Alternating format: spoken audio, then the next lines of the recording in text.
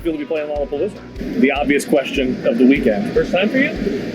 It's my second time. My second time too. It feels like it's 2 decades since we played a festival. When was it? Because of, not 2 decades ago. Yeah. It's just with the whole pandemic, everything feels like it was 10 years ago. Yeah, there is an extra added year in between when we last toured and starting this up again. So it feels pretty great just to be back in this environment. And the weather's kind of... The last time I was here, it was like a crock pot. Yeah. And now it's gorgeous and breezy and sunny and beautiful. So yeah, we're pretty psyched to be here. I was last here in 2013 when I mentioned. Okay, 13. It's been a while, but fond memories. I remember that when you were on the far stage on that side. There you go. It was great.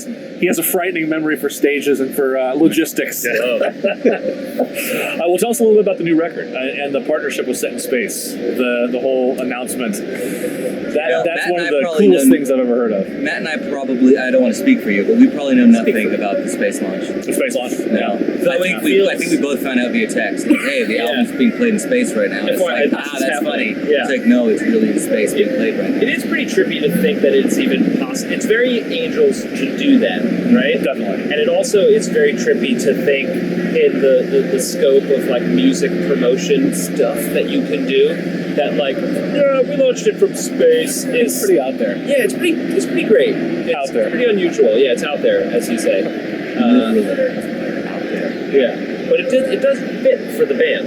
I think that fits all things space works. Yeah, definitely. But I don't think Matt and I knew about it until it was happening. It's pretty exciting. Which does make it feel like we're at the top of a very important organization that we only find out. That's how secretive everything is. Right. It comes in a black envelope. Yeah. You just find out that way. It's handed to you. Yeah. I had a crazy dream. I told you about it. I'll try to make this very short. I had a crazy dream during the setup of the album where we had also sent some like manila envelope type packets to people that had coordinates and a cassette recorder in it and all kinds of information. And I had a dream one night that I woke up in my place with all my stuff stolen, and I had a tape recorder taped to the inside of my front door, and it was Tom giving me the coordinates to where the first rehearsal would be. And the recording said, every day that you show up for rehearsal, you'll get some of your shit back. We've taken all of David and Ilan's shit as well. And it was clearly Tom doing it. So the bleed from Angel's reality into my REM sleep is really, that balance is getting tough to manage. It's a psychological toll it takes. Yeah, to be in the band. It sounds a little bit like a David Lynch take on Angels and Airwaves. Absolutely. The videotape and Lost Highway. Bit fuzzy, weird voices,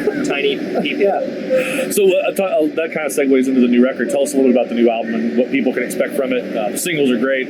Everything so far sounds awesome. I think real cool new wave vibes. Yeah, thanks. Thank you. I think that people will be impressed and perhaps surprised by the continuing evolution. I know that Dreamwalker was a step in a different direction, and this is certainly a step in a different direction. I mean, it is very much Angels and Airwaves, but a lot went into continuing the development, so it is very diverse as far as Angels and Airwaves.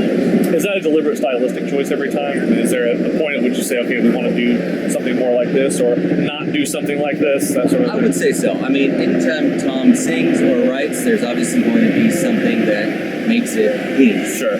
But I think he's become very open to and wanting of anchoring different music with what he does as well as he does. So it's different, but there's something reminiscent at the same time. You probably have a better word than reminiscent. No, you nailed it right out of the gate. It feels like he kind of is pushing his comfort zone out further and further all the time. And because these songs, this batch of songs, had kind of like an extra long marinating period, as you write a seed of a song and then it develops and it changes, you produce it.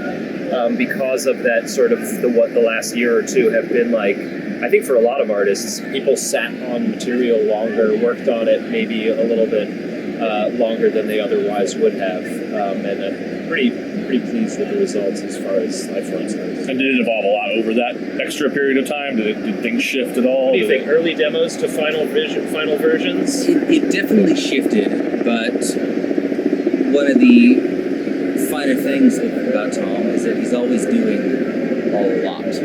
So regardless of there being a pandemic, he's doing so many other things that music is fit in and around that. So there's just a natural period of kind of digesting music because a lot of people don't really have that luxury sometimes where you need to write something and put it out to meet a certain deadline, and obviously everything kind of stopping for a year and a half.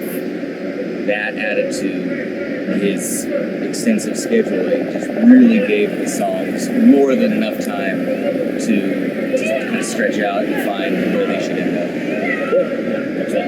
You earlier this summer, you announced a fan club subscription service called the Empire Club. Tell us a little bit about that. That seems to be a model that, at least in some part, a lot of artists are moving toward, whether it's exclusive vinyl or exclusive web stuff. Like, tell us a little bit about what people can expect from that and what you're kind of hoping to do with that. Well, I think the Empire Club is sort of like you said, it's like revisiting an idea that Tom had really sort of tried to implement years ago and had like a first kind of run of it. And now that it's just Angels, he's not trying to sort of like get other bands to do what we're doing. It really is a way to like connect directly with the people that like support your band the most, the longest, the most intense, and also kind of like give them a deeper look into each of us as individuals and what the band is like when we're working on music and touring, and of course they get all the kind of goodies and like, you know, pre-sales and stuff like that. So yeah, it's kind of like you said, it feels like as artists evolve, it's like you have to find ways to like kind of make things a little bit more direct to the people that are interested in what you're doing. Agreed. And these days, everything being available to everybody at any given moment, I think it gets harder and harder to make something exclusive or make people feel or actually be a part of something before it's open to the public. So we try to do a good job of either letting people in earlier than everybody else for either shows or content, videos, music. And then we've done some like live streams with people there. Mine went horrifically at the beginning. I had a lot of technical difficulties. Oh, I had a pretty fun Q&A. People were saying, "Well, Matt's work, you should go to Matt's house." Yeah. I'm like, "Fuck you guys." Well, you know what's funny about that too? I'm gonna figure it out. The first bunch of questions were like, "Hey, call Tom right now on FaceTime." No? Call David. Call Alon. And I was like, and none of you, and I called all three of you, and none of you answered, which was so funny. They were dying. The whole chat room was cracking up. I always pick up your call. I must have been unconscious. Yeah. It's like a blooper reel for a web stream, right? Yeah.